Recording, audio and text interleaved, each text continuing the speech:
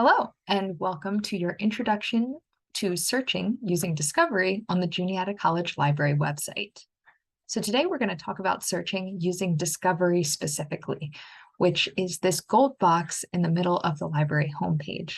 The library homepage, as a reminder, is libguides.juniata.edu.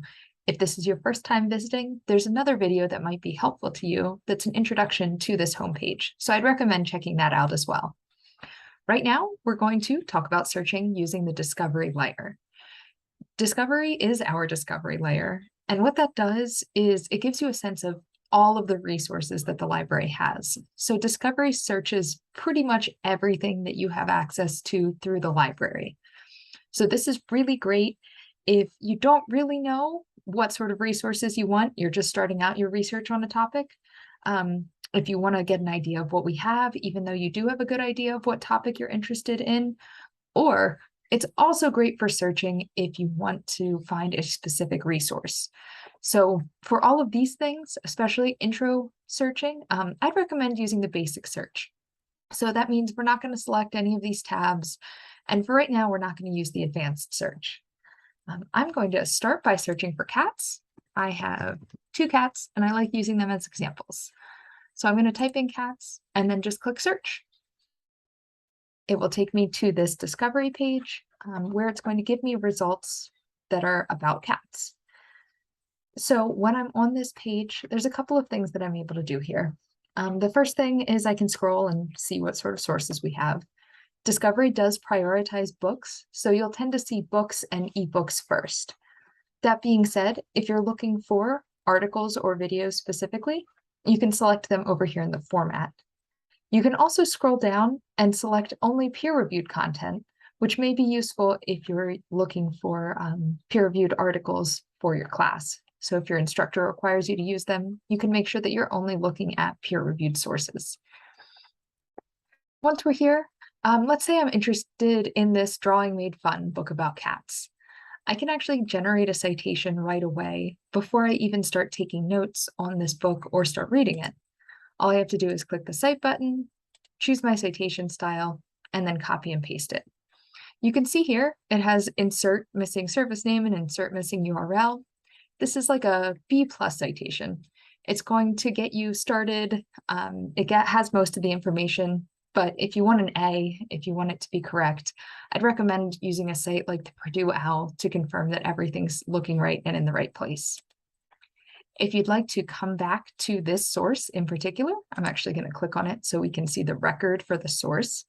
You can click on the share button, which will allow you to copy and paste this permanent link, which will bring you back to this page. I recommend doing that because that makes sure that you're correctly logged in by the time you go to view the ebook. You can just copy and paste that and include it with your citation. The other thing you can do, if you're using Zotero for your research, if you have it connected to your browser, you can click on the Zotero button and it'll save it right away to whatever folder you choose. You can use this drop-down menu and select your folder. The other neat thing that Zotero does, I'm going to go back to our search results. And let's say I found a lot of sources that I think are going to be really useful.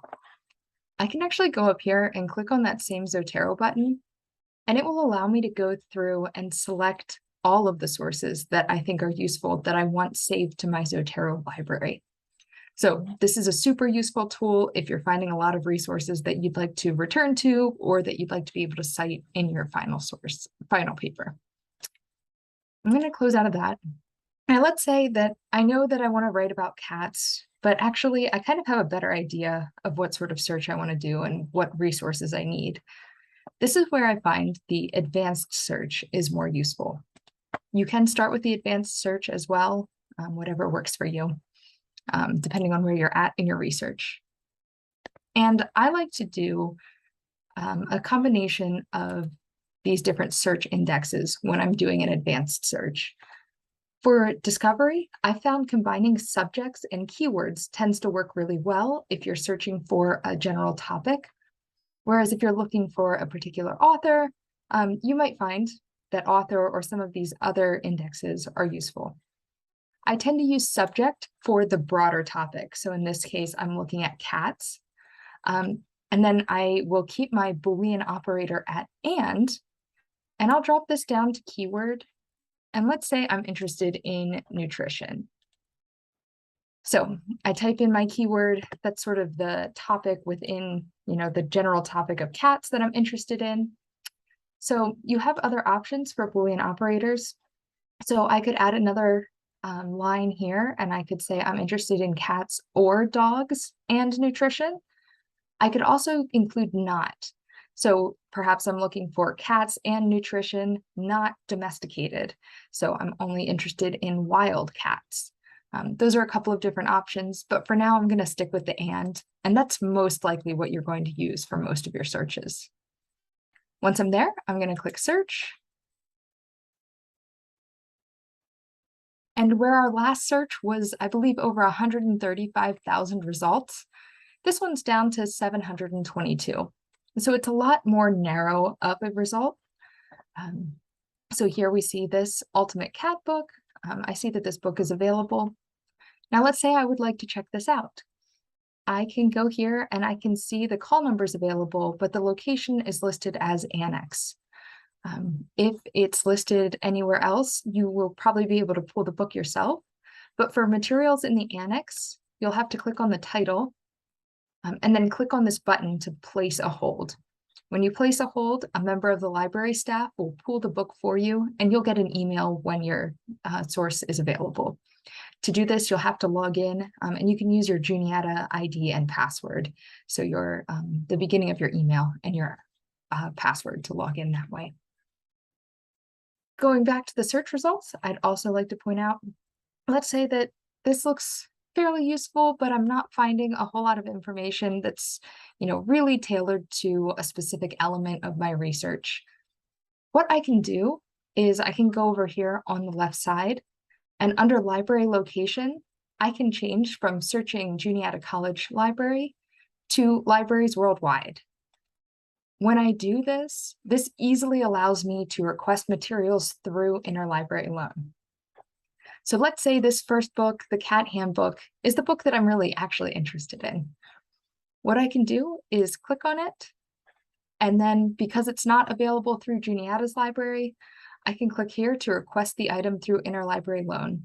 You'll use your Juniata email address and just put your name and the date that you'd like the material by and request it that way. Interlibrary Loan allows you to request physical books, chapters of books, and articles.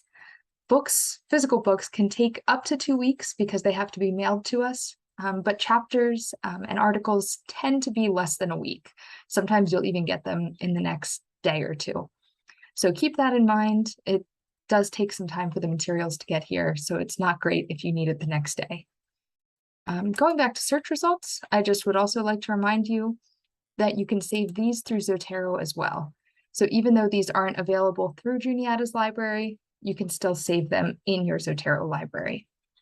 If you have any questions about any of this, please feel free to reach out to a member of the library staff.